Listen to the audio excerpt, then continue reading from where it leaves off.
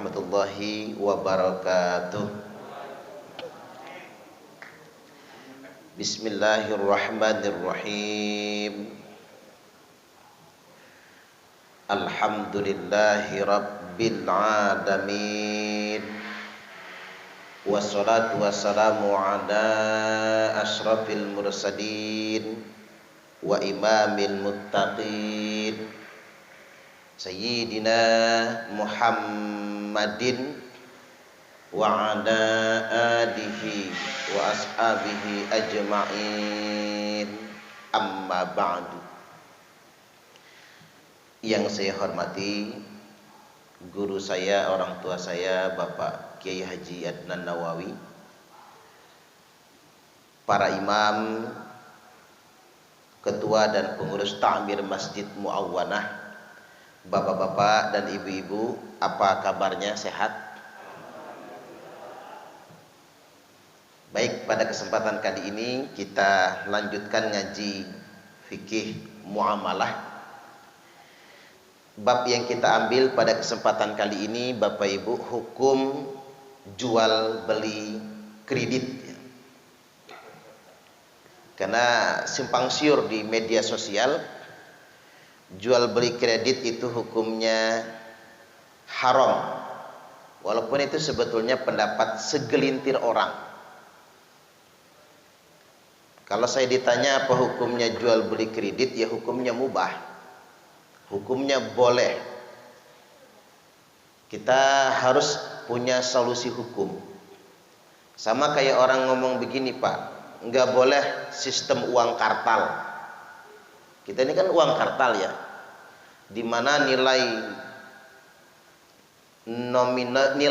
nominal uang lebih tinggi daripada nilai intrinsiknya. Cuman itu bukan solusi. Kalau mengatakannya haram, nggak boleh pakai uang kartal, emang dia mau belanja pakai apa? Karena sedunia internasional memang pakai uang kartal. Arab Saudi juga pakai uang kartal. Justru kalau kita pakai uang di luar kesepakatan undang-undang, itu melanggar hukum namanya. Kita bikin mata uang sendiri umpamanya. Hal-hal yang menurut saya bukan jadi persoalan, tapi dipersoalkan. Sama kayak contoh begini, hukum pajak. Pajak itu kan kalau kita ngacunya kepada dalil saja, pajak itu hukumnya haram. Karena pajak itu haram, bayar PBB berarti haram, bayar PKB haram, BBNKB haram, PPN haram, haram semua dia. PPJ kita beli listrik jadi haram. Maka ada muncul fatwa, kerja di kantor perpajakan haram, kerja dia bea cukai haram. Kalau mau diharamkan semua, lewat jalan ini juga haram, Pak, karena dibangun pakai pajak juga itu. Jadi haram semua. Hukum harus ada solusi. Jangan sampai kemudian sembarang berfatwa, ya riweh hukum ini jadinya. Padahal sebetulnya pajak yang diharamkan itu kan pajak upeti. Orang dulu bayar pajak sama raja, itu hanya untuk kepentingan raja saja. Zaman dulu Pak, orang bayar pajak ya buat raja saja. Rajanya kaya raya, keluarganya makan enak, rakyat suruh bayar upeti. Itu yang diharamkan oleh Nabi. Sedangkan sekarang pajak itu bukan upeti buat penguasa, bukan upeti buat raja, tapi pajak sekarang ini adalah infak pembangunan. Kan bisa digeser tuh. Jadi kalau kita bayar pajak, sama saja kita sedang berinfak untuk pembangunan.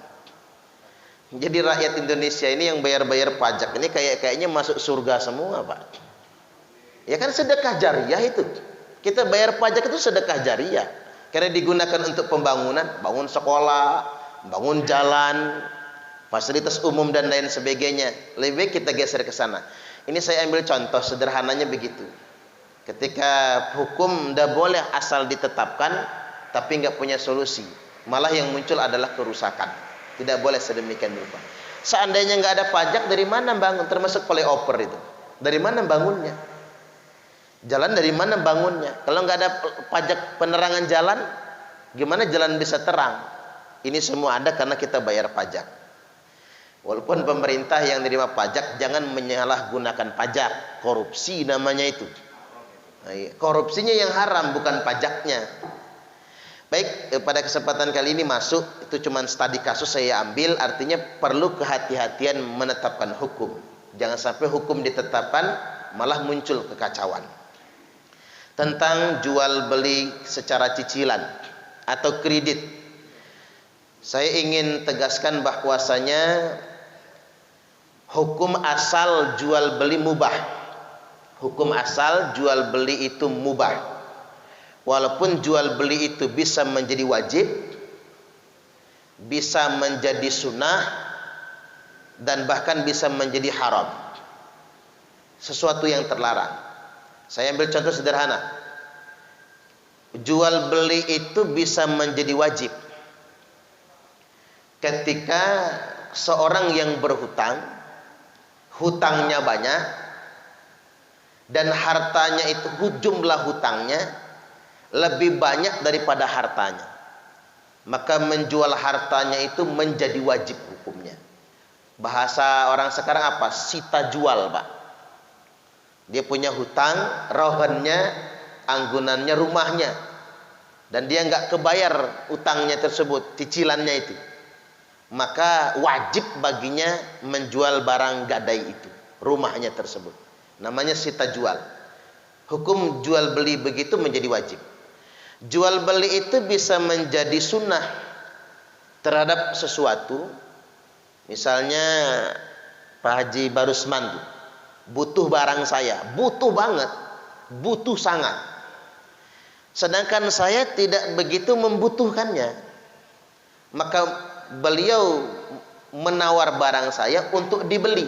Itu menjadi sunnah bagi saya untuk menjualnya kepada beliau. Kemudian yang berikutnya, jual beli itu menjadi haram, bisa menjadi haram ketika kita memperjualbelikan sesuatu yang terlarang.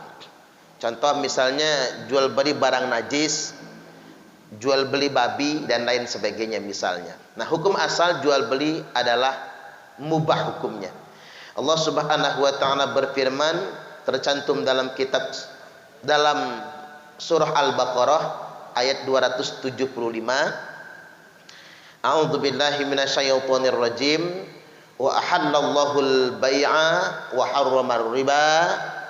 Allah menghalalkan jual beli dan Allah mengharamkan riba. Ini kan menarik. Kata jual beli digandeng sama riba. Wa ahallallahu al-bai'a. Allah menghalalkan jual beli. Wa harramar riba, dan Allah mengharamkan riba. Maksudnya apa? Kalau sudah jual beli bukan riba namanya.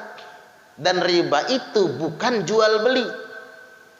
Nah, ini benang merah buat kita, Pak, untuk menentukan ini babnya riba atau jual beli. Kalau jual beli sudah pasti bukan riba. Kalau riba dia bukan jual beli.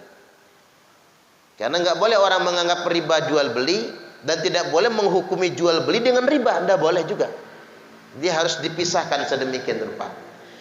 Saya ingin tegaskan terkait dengan jual beli, sesuatu yang mencukupi rukun jual beli, maka dia jual beli, bukan riba. Kecuali kalau ada syarat tambahan yang menyebabkan dia menjadi riba. Sesuatu yang mencukupi rukun jual beli, maka dia jual beli, bukan riba. Nah, rukun jual beli itu ada 5. Jadi kalau kita bertransaksi kurang dari 5 ini, baru boleh, Pak, kita masukkan perkataan riba itu. Rukun jual beli ada 5. Yang pertama, al-bai', ada penjual. Selanjutnya wal mushtari, ada pembeli. Sudah jelas itu kan? Ada penjual, ada pembeli. Selanjutnya wal mushtari, ada pembeli. Yang ketiga al-mabi'u wal mutammad, ada barang, produk. Ada barang, ada produk yang diperjualbelikan. dan harga yang disepakati. Jadi ada barang, ada harga. Selanjutnya yang keempat, sighatul aqdi. Harus ada akad, transaksi, bahasa jual dan beli. Selanjutnya yang kelima, at-taradhi, saling ridha. Ada penjual, pembeli, barang dan harga yang disepakati, ada akad transaksi dan dilakukan atas saling ridha tanpa paksaan. Jadi hukum asal jual beli itu rukunnya. Selama dia punya 5 ini berarti dia jual beli. Selama punya 5 ini. Jadi jangan buru-buru dihukumi sesuatu yang haram. Nah, kembali ke jual beli kredit. Ini kan secara umum. Jual beli kredit bahasa fikihnya murabahah. Dan jual beli kredit ini belum dikenal di masa awal. Zaman Nabi nggak ada kreditan, Pak. Belum kenal di masa awal. Karena belum kenal di masa awal, jangan dihukumi haram. Karena halal haram itu bukan hak kita. Halal haram itu hak Allah semata. Makanya sesuatu yang tidak dihukumi haram sejak sebelumnya, kita nggak boleh menghukuminya haram. Saya ambil contoh misalnya rokok. Nggak ada Quran hadisnya mengatakan rokok itu haram. Maka nggak boleh kita mengharamkan rokok, nggak boleh. Mengharamkan rokok itu nggak boleh. Kalau nggak mau ngerokok bagus. Kayak saya ini nggak ngerokok. Sejak kecil saya seisep aja belum pernah ngerokok itu. Bagus nggak ngerokok, Pak. Walaupun kata Pak Haji Ibnu gemuk sekarang katanya. Iya karena nggak ngerokok kan. Aman ngudut bungo, aman di ngudut bungo, aman ngudut kuhus. Jadi walaupun ada omongan begini, Pak. Ada orang berhenti ngerokok, gemuk, lemaknya banyak. Kata dokter, Bapak saya sarankan ngerokok lagi aja. Bagi Bapak rokok itu wajib katanya. Karena kalau Bapak nggak ngerokok, badannya gemuk, gajinya banyak, penyakitan nantinya. Kadang-kadang bisa jadi wajib juga rokok itu. Tapi nggak boleh kita, Pak, dengan hawa nafsu mengatakan haram. Padahal kita juga mantan perokok umpamanya ya. Ya kalau nggak mau ngerokok lagi bagus. Karena ini hukum, fikih itu tidak boleh. Ma ahallallahu fi kitabihi fahuwa halalun. Apa saja yang Allah halalkan dalam kitabnya maka dia halal. Wa ma haramahu fahuwa haramun. Apa saja yang Allah haramkan maka dia haram. Wa sakata an asya, dan Allah mendiamkan beberapa perkara, fahuwa afiyatun, dan perkara yang Allah diamkan dia dimaafkan. Jadi yang Allah katakan halal maka halal dia. Yang Allah katakan haram maka haram dia. Babi misalnya, Pak, judi, minuman keras jelas disebutkan. Allah katakan haram maka haram dia.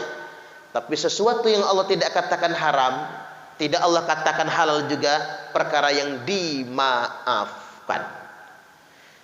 Barang siapa yang menghalalkan sesuatu yang halal dan mengharamkan sesuatu yang haram, qarinu syirku billah, maka sama derajatnya sudah menyekutukan Allah. Makanya ulama mengatakan kalau kami benci sesuatu, tapi kami tidak menemukan nas satupun yang menyebutkannya haram, maka kami akan mengatakan akrahuhu, saya membencinya. La uhibbuhu, saya tidak menyukainya. Dan kami tidak akan berani mengatakan haram. Itu baru ulama. Ini yang disebut dengan ulama yang takut kepada Allah Subhanahu wa taala. Nah, balik lagi. Ke jual beli kredit atau murabahah, pembayaran dengan sistem cicilan dengan tertunda. Terkait dengan perkara ini, mayoritas ulama berpendapat jual beli kredit itu hukumnya mubah. Boleh hukumnya. Dengan beberapa ketentuan. Satu, mencukupi rukun jual beli. Ada penjual, ada pembeli, ada barang. Segala bentuk jual beli tanpa barang itu riba. Gak ada yang diperjualbelikan. Kayak contoh, Pak, investasi emas. Jual beli emas itu ya. Kalau jual beli emas kita sistem investasinya di bank syariah misalnya, kan jelas emasnya itu. Walaupun belum disimpan di rumah kita, ya karena belum lunas kan, dititip dulu di bank yang bersangkutan, boleh. Cuman kalau model investasi emas, GT88, VGMC, Solid Gold misalnya Pak, nggak jelas. Nawarin saya investasi emas, emasnya mana? Yang ditunjukkan cuman gambarnya doang. Berarti kan fiktif, tidak ada barangnya, hanya ada nilai nominalnya saja. Ya nggak boleh begitu. Ini tidak mencukupi rukun jual beli. Jadi ada barang. Kemudian harga yang pasti, selanjutnya ada transaksi dan saling ridho satu sama lainnya.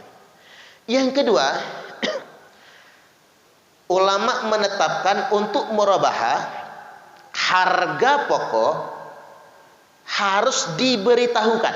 Nah, ini sebagian ulama mengatakan wajib diberitahukan, sebagian berpendapat tidak diberitahukan tidak mengapa.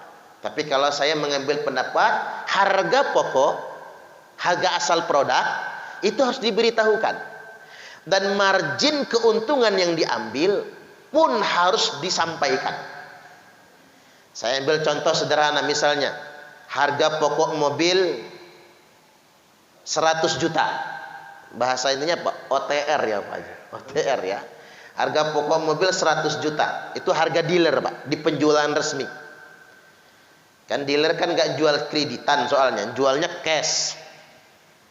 Yang jual kredit itu kan finance, bukan di leasingnya kan gitu. Lembaga keuangan, leasing. Nah kemudian ketika dibeli cash dari dealer itu 100 juta, harus diberitahukan ini pokoknya, pokok harga asalnya.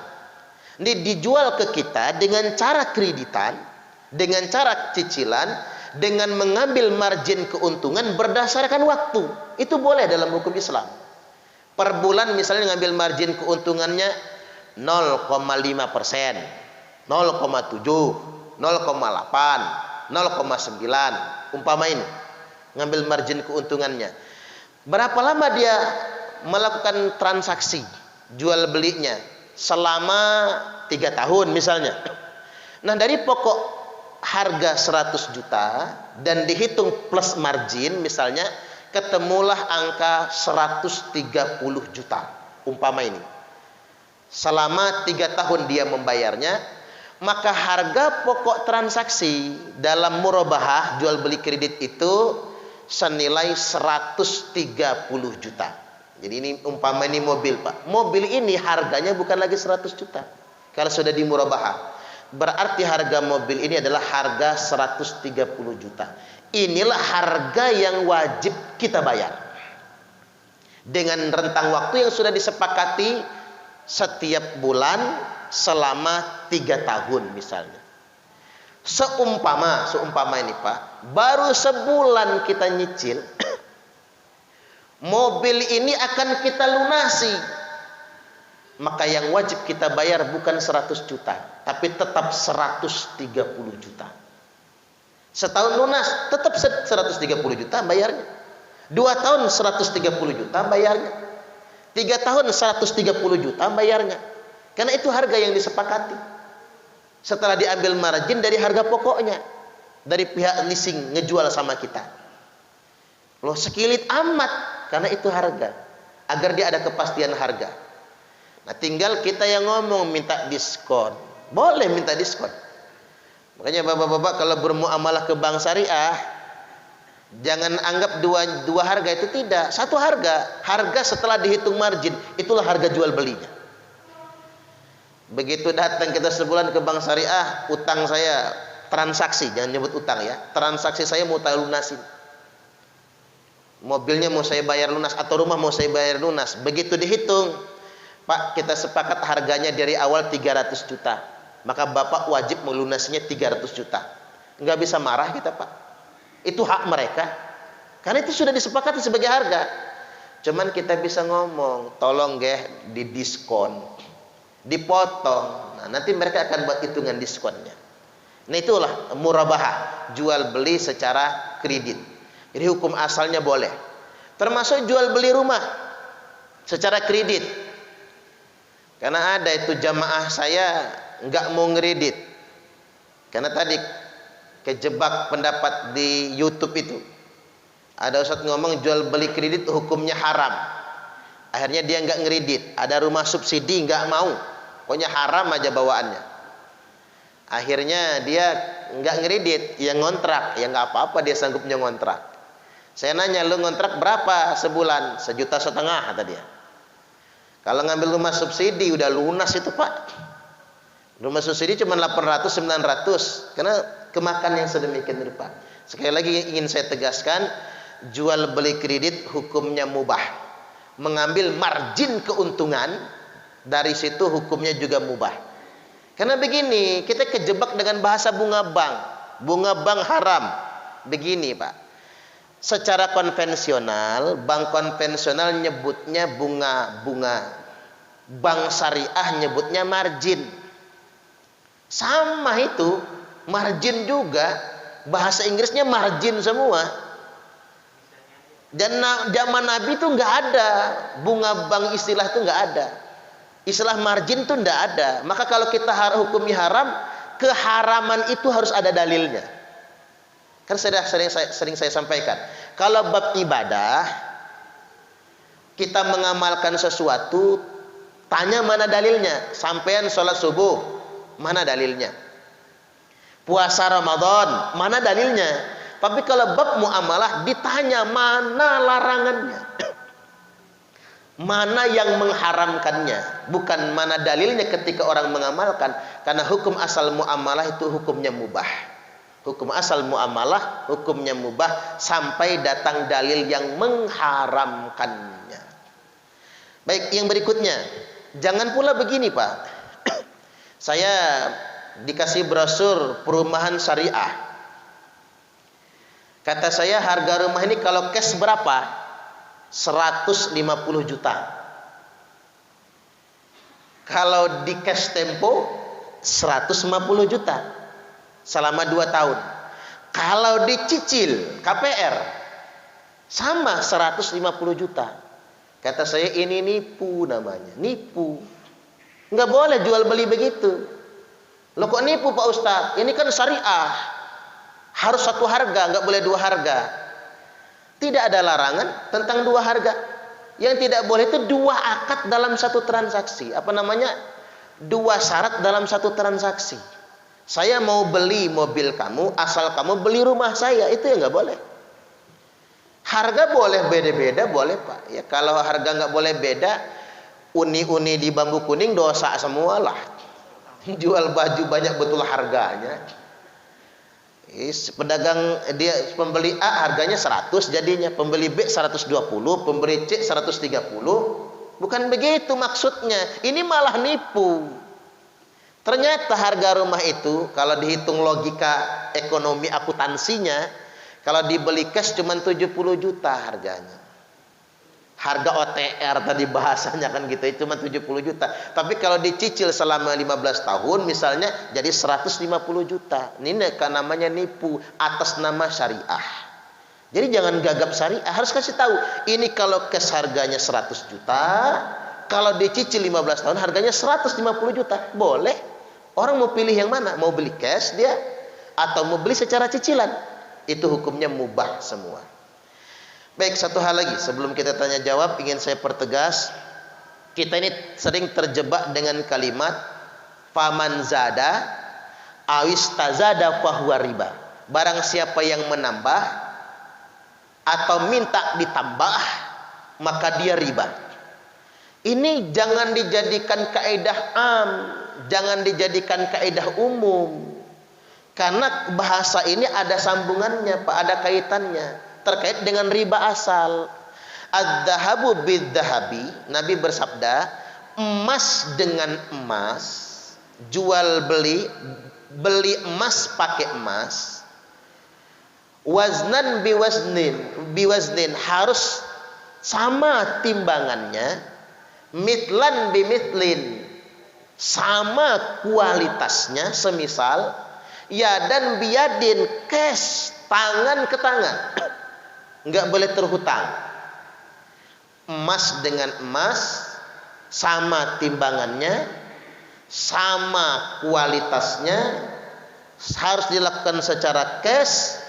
Faman zada awistazada fahuwa riba. Barang siapa yang menambah atau minta ditambah, maka dia riba. Ini tidak terkait dengan jual beli kredit. Ini terkait dengan transaksi emas dengan emas. Misalnya begini, 10 gram emas ditukar ke 11 gram emas, riba. Kan ada perbedaan. Yang boleh 10 gram emas harus dengan 10 gram emas. Nah, satu catatan yang belum bisa dikasih rukhsah itu ya Pak, belum ketemu saya alasannya. Riba itu kan penambahan jumlah hutang setelah jatuh tempo tidak terbayar. Nah, ini apa ya? Bahasanya itu denda ya. Denda kalau telat membayar. Denda kalau telat membayar itu saya masih ngambil pendapat itu riba. Karena mengapa? Penambahan utang setelah jatuh tempo tidak terbayar. Baik, saya bacakan dulu biar lebih tegas bahasa fikihnya. Tentang perkara ribanya setelah jatuh tempo tidak terbayar. Bahasanya begini. Ayakuna lil mar'i ala akhara dainun muajjalun walama yahillu ajaluhu yaqulu lahu. Jadi seseorang yang berhutang hingga masa ujung jatuh temponya, orang yang menghutangi berkata, imma antak tadini au azida alaika. Ini mau jatuh tempo, Anda mau bayar hutang, atau kalau enggak membayar hutang, utang Anda saya tambah, saya tunda lagi sebulan yang akan datang. Contoh, ini kebiasaan rentenir. Datang dia nagih utang, bayar utang. Waduh Pak, belum punya duit. Ya udah, tak undur bulan depan, tapi tak tambah, hutang 10 juta jadi 15 juta. Bulan depan datang lagi dia nagih, gimana? Sudah ada duit belum? Belum Pak. Ya sudah, utang kamu jadi 20 juta. Jadi penambahan jumlah hutang setelah jatuh tempo tidak terbayar. Walaupun cuma 1.000 rupiah, ya kalau rentenir kan berlipat-lipat tuh Pak, kalau rentenir ya. Tapi kalau bank itu denda 1% misalnya. Kayak bayar pajak itu apa? 2% ya. Untung ada pemutihan tuh. Ini mumpung lagi pemutihan, segeralah bayar pajak kendaraannya. Karena kalau nggak diputihkan ya 2% per bulan. Kali setahun berapa itu? 2 kali 12, 24%. Gede juga Bapak Ibu. Jadi adanya tambahan jumlah hutang setelah jatuh tempo tidak terbayar, seberapapun nilainya hukumnya riba. Patokannya begitu. Hanya saja margin keuntungan yang diambil dari pokok harga karena dipengaruhi oleh waktu, hukumnya mubah. Artinya jual beli kredit hukumnya mubah. Sederhana begini, ibu-ibu jualan TV, ngambil di toko harga TV-nya 3 juta, dijual ke tetangga, dicicil selama 5 bulan umpama, harganya menjadi 3,5 juta. Boleh dicicil selama 5 bulan. Itu namanya jual beli kredit. Baik, sampai di sini kita buka tanya jawab. Saya persilahkan. Ya, silakan. Waalaikumsalam warahmatullahi wabarakatuh.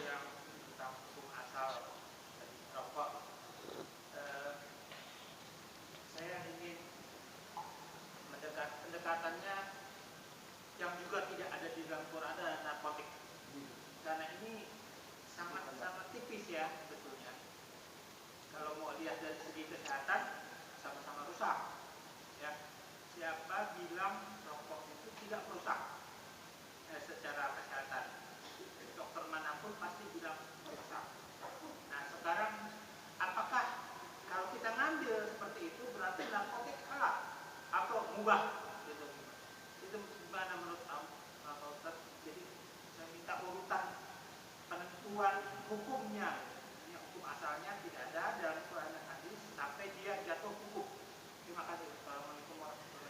Waalaikumsalam warahmatullahi wabarakatuh. Ya, narkoba, narkotika, dan obat-obatan terlarang, hukum asalnya tidak haram. Yang haram penyalahgunaannya. Itu beda dengan babi, Pak. Babi itu hukum asalnya haram. Walaupun makannya nggak ada efek sampingan. Apa iya orang makan babi rusak badannya? Enggak. Tapi dia tetap haram. Tetap haram. Walaupun nggak rusak badannya. Jadi haramnya bukan karena mafsadatnya. Babi itu haram karena asalnya Allah haramkan. Maka kalau ditanya, mengapa babi haram? Karena Allah haramkan. Itu jawaban hukum yang paling sami'na wa ata'na. Saya ambil contoh. Beberapa rumah makan Padang menggunakan ganja untuk penyedap rasa. Apa haram kita makan di situ? Enggak. Karena ganja itu diisepnya, penyalahgunaannya yang diharamkan. Makan ganja, maaf ya Pak, kalau nggak dilarang nanam ganja itu, boleh bapak-bapak nanam ganja lalu udah jadiin lalap, nggak haram ganja itu. Percayalah nggak haram. Dia dilarang kan hukum negara, dan hukum negara itu kan masuk dalam kategori hal yang harus kita taati, karena sumber hukum juga hukum negara kan.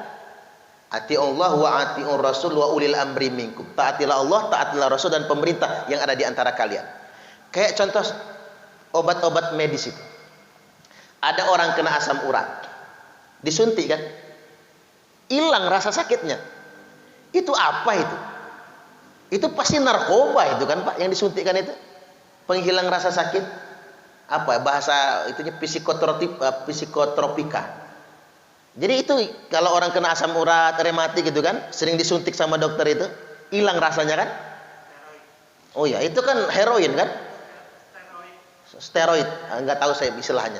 Itu memang jenis, sebetulnya kalau kita pakai tanpa tindakan dokter, itu betul-betul terlarang itu. Bisa kena tangkap kitanya. Tapi karena kita pakai dokter, maka boleh. Atau gini sajalah, obat rumah sakit jiwa. Itu kan termasuk obat yang terlarang, sama dengan narkoba kan. Obat penenang rumah sakit jiwa, makanya sekarang ada aturannya, semua dokter selain psikiater tidak boleh lagi meresepkan obat rumah sakit jiwa. Karena itu narkoba sebetulnya. Nah, jadi yang dilarang itu penyalahgunaannya sebetulnya.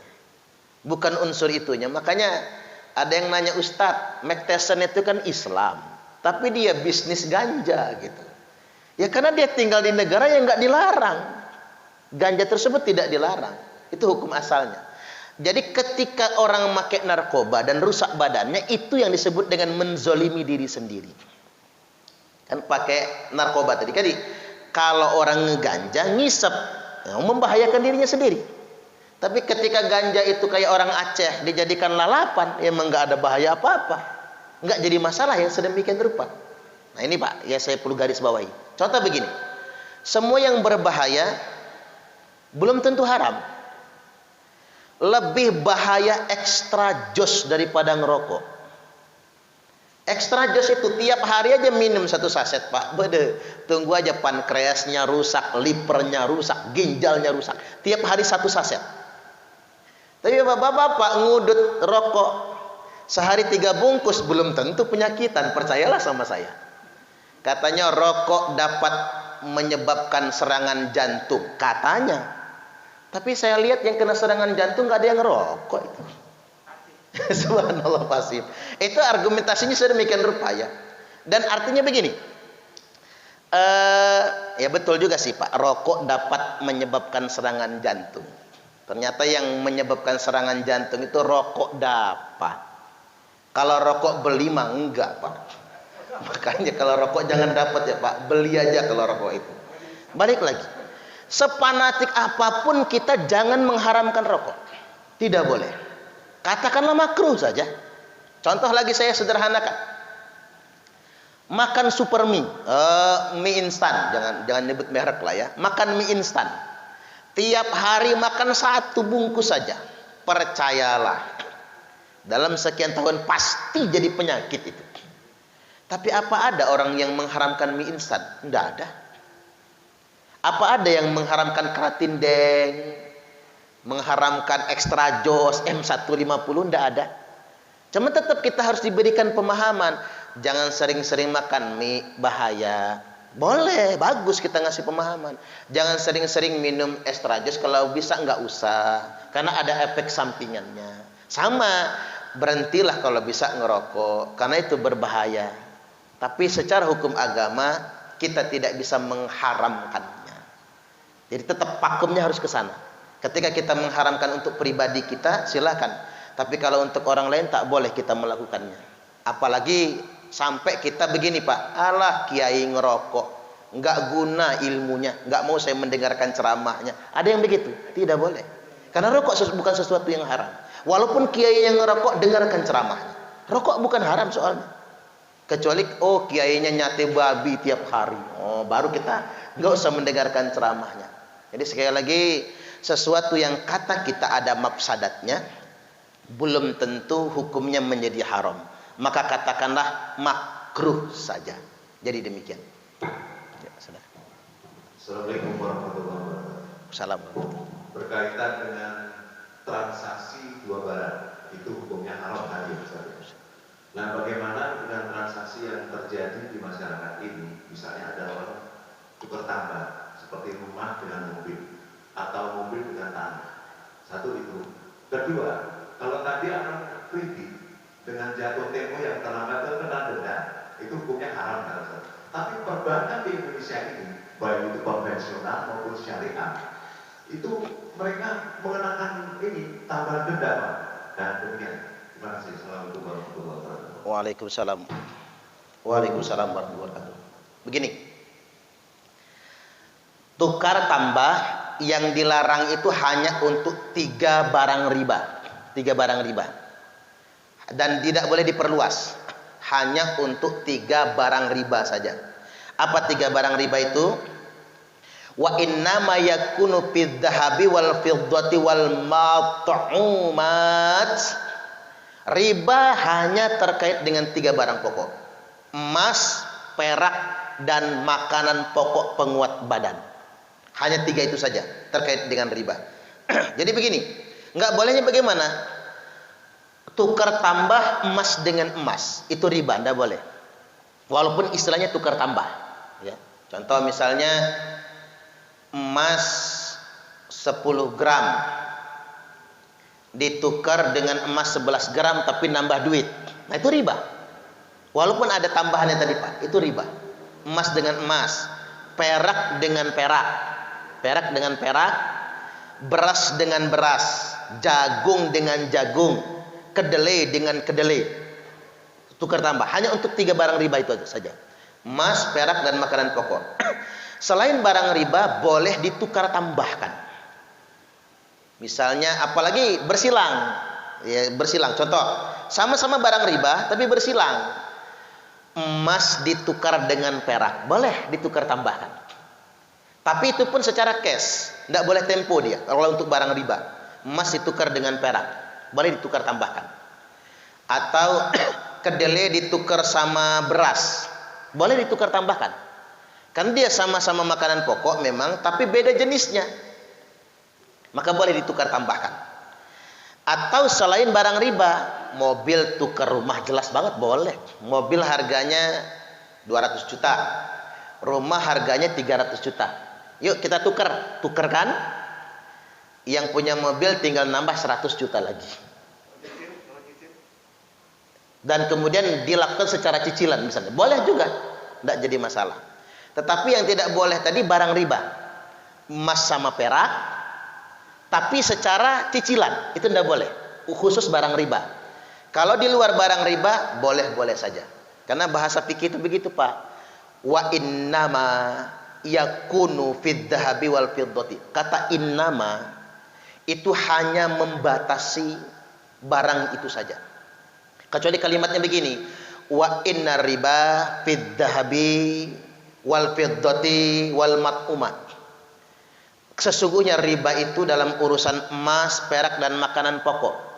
Berarti masih ada peluang perkara lain, barang lain bisa jadi riba juga. Tapi kalimatnya nggak begitu. Wa innama, bukan wa inna. Sesungguhnya semata-mata Riba itu hanya terkait dengan emas, perak, dan makanan pokok. Semua ulama mengatakannya barang riba. Barang riba ada 3, yakni emas, perak, dan makanan penguat badan. Itu barang riba. Selain itu silakan mau ditukar, tambahkan juga boleh saja. Ya. Oh ya, saya sudah nanya ke bank syariah. Kata saya, ngapa di bank syariah masih ada denda? Kata mereka, ya denda ini juga Ustadz kami masukkan ke dalam penghasilan non halal. Oh, penghasilan haram kata saya. Bukan Ustadz, penghasilan non halal gitu.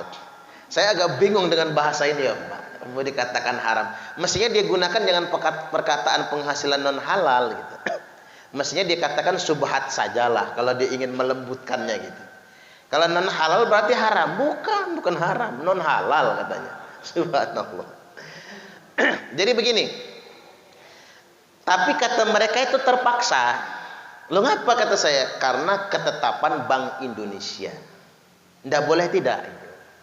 Jadi yang namanya panisem, adanya denda, itu ketetapan Bank Indonesia dan kami tidak boleh melanggar karena ini menyalahi aturan yang telah ditetapkan oleh Bank Indonesia. Hanya saja bagi kita yang bertransaksi agar tidak terjebak ke sana, hindari betul terlambat dalam pembayaran untuk menghindari denda, agar tidak ada subhat dalam transaksi kita. Maka hindari betul terlambat membayar agar tidak didenda. Walaupun saya ini bukan ngajarin Bapak Ibu ngutang, bukan ya.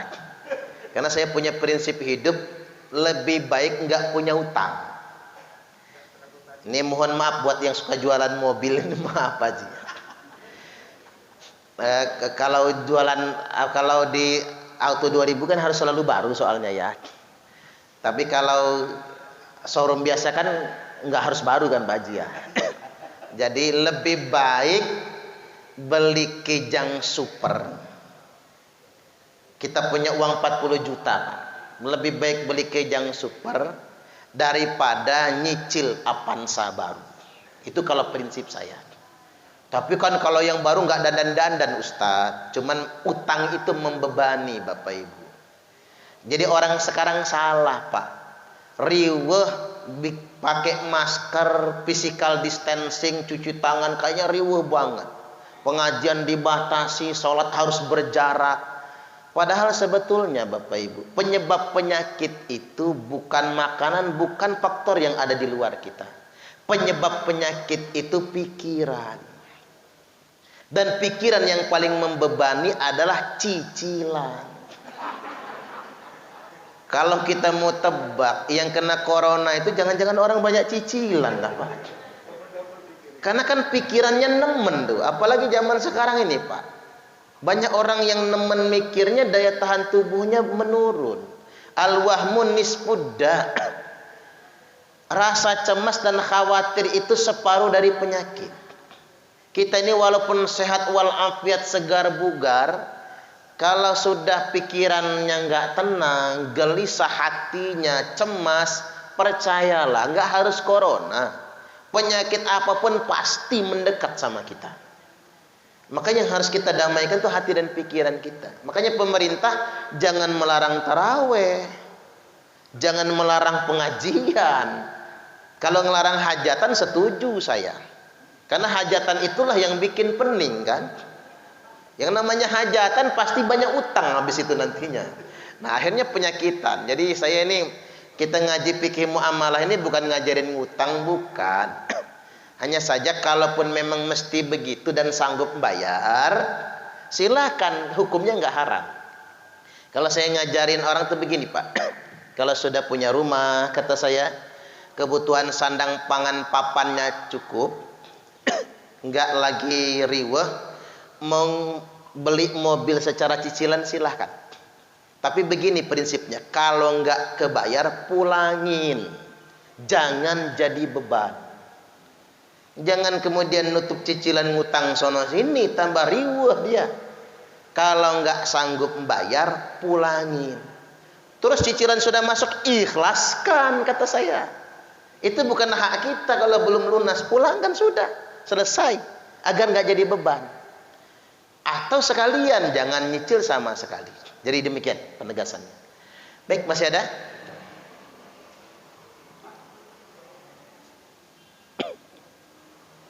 Ya silakan. Assalamualaikum warahmatullahi wabarakatuh. Waalaikumsalam warahmatullahi wabarakatuh. Mungkin ini agak timbang sedikit lagi. Ya. Mungkin ada kaitan mengenai khutbah tadi kan. Mengenai Al-Quran dan udara kelabu. Apa? Udara kelabu.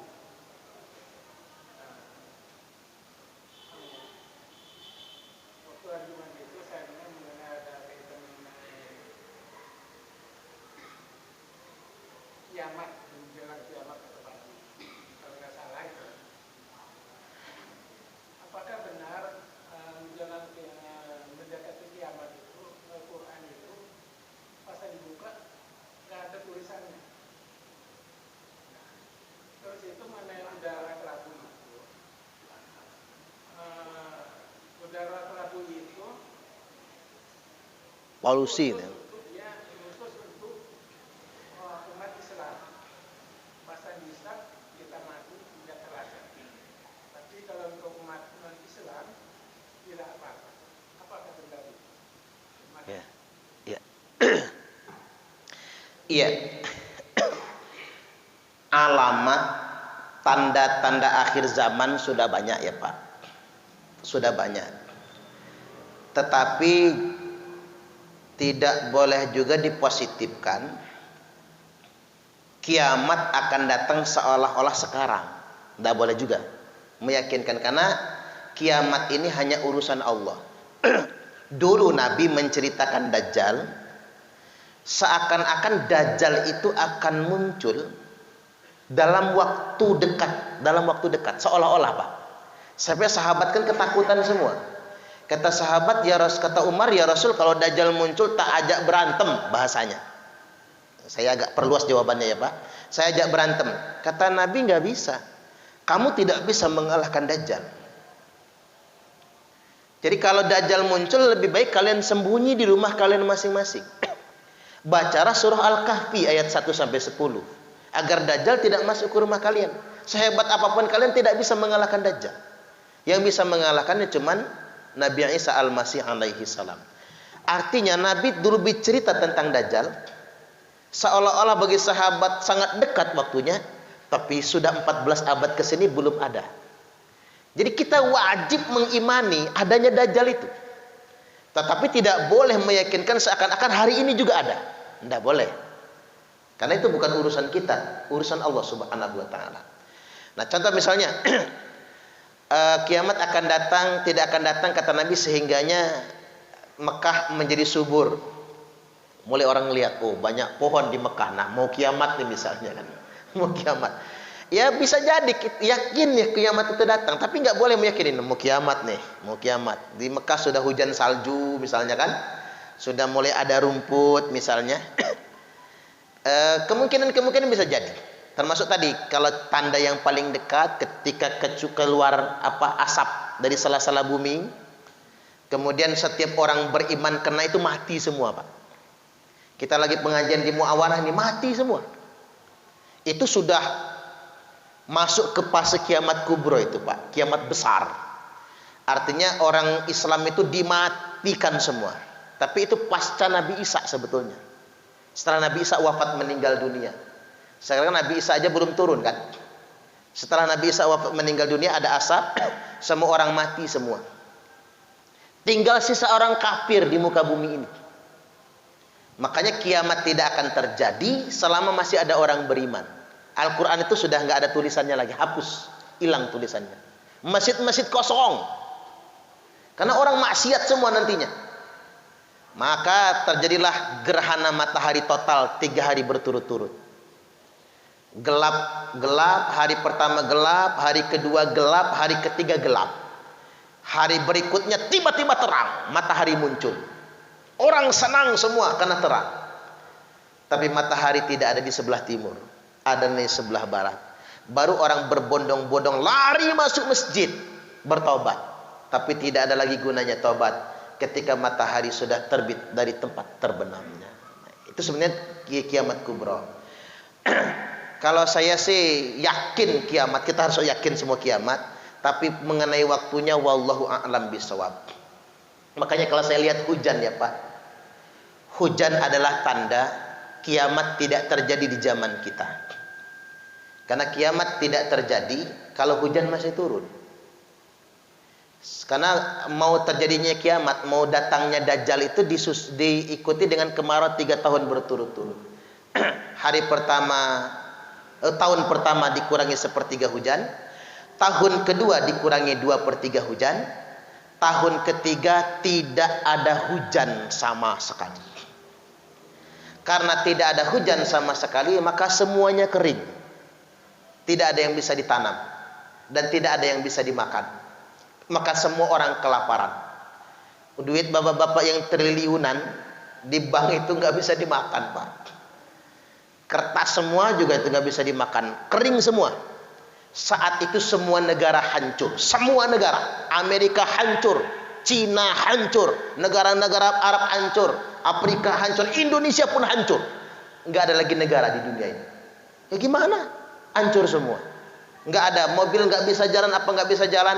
Maka keluarlah Dajjal dari sebuah pulau. Dia yang menjajah dunia dan dia menawarkan makan. Nah itulah yang saya sangat khawatirkan, Pak. Lagi lapar, udah berbulan-bulan nggak makan, ngempet rasanya. Tiba-tiba Dajjal datang ke rumah saya, Parman, keluar. Ada pecel lele di sini. Nah, ada nasi uduk. Udah lapar soalnya. Saya takut jadi kafir, Pak. Jadi kafir dan murtad gara-gara itu. Apalagi orang Indonesia ini udah sugih aja masih korupsi. Apalagi kalau melarat, susah makan kan. Makanya Bapak Ibu setiap kali hujan turun walaupun bercampur petir, ada satu hal yang sangat saya syukuri. Kiamat masih jauh dari kita semua. Makanya terakhir ini saya tegaskan, kalau Dajjal sudah muncul, kita sembunyi. Yang bisa membunuh Dajjal cuman satu, Nabi Isa Al-Masih alaihi salam. Dia akan turun di Menara Putih Damaskus, dibawa langsung ke Palestina, ngimami sholat subuh berjamaah. Habis itu keluar subuh, perang sama Dajjal, dan Dajjal mati, dibunuh oleh Nabi Isa Al-Masih alaihi salam. Habis itu Nabi Isa akan menjadi pahlawan pahlawan internasional. Orang Indonesia mengenalnya, orang Amerika menyanjungnya, orang Eropa menyanjungnya. Pahlawan. Bahasa orang sekarang apa? Superhero, Superman-nya lah Pak, Spiderman-nya. Maka Nabi Isa dengan sendirinya akan dibayat menjadi khalifah internasional. Itulah kesalahan Khilafatul Muslimin, HTI, Pak. Ingin menegakkan khilafah di zaman sekarang, termasuk teroris itu. Itulah kesalahan fatal mereka. Kan khutbah saya kemarin tentang teroris ya Pak ya. Itu kesalahan fatal mereka, karena mereka ingin menegakkan khilafah di zaman sekarang. Karena khilafah tidak akan ada kecuali Nabi Isa yang memimpinnya. Makanya itulah rahasianya, tidak ada satupun ayat yang memerintahkan menegakkan khilafah. Enggak ada. Tidak ada satupun hadis yang memerintahkan menegakkan khilafah. Kapan-kapan kita kupas ini perkara ini. Tidak ada satupun perintah, tidak ada satupun ajarannya. Karena khilafah akhir zaman bukan diperintahkan dan bukan ditegakkan oleh kita.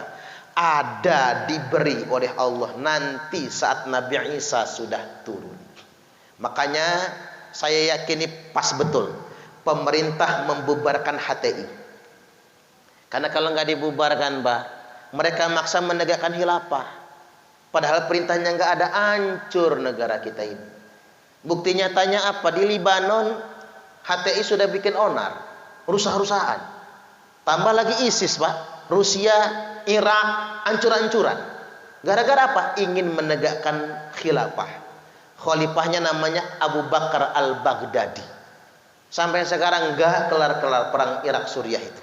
Jadi demikian penegasannya. Sekali lagi sebagai bagian alamat akhir zaman adanya Nabi Isa, dan Nabi Isa akan menjadi khalifah internasional. Makanya ingin cepat menegakkan khilafah sama dengan ingin mempercepat terjadinya hari kiamat. Jangan sampai sedemikian rupa. Baik, demikian mudah-mudahan ini semua bermanfaat. Sudah masuk waktu syuruk. Bagi yang mengamalkan salat israq, silakan diamalkan dikarenakan pahalanya sama dengan pahala haji dan umrah. Subhanakallahumma wa bihamdika asyhadu an la ilaha illa anta astaghfiruka wa atubu ilaik. Wallahul muwaffiq ila aqwamit thoriq. Wassalamualaikum warahmatullahi wabarakatuh.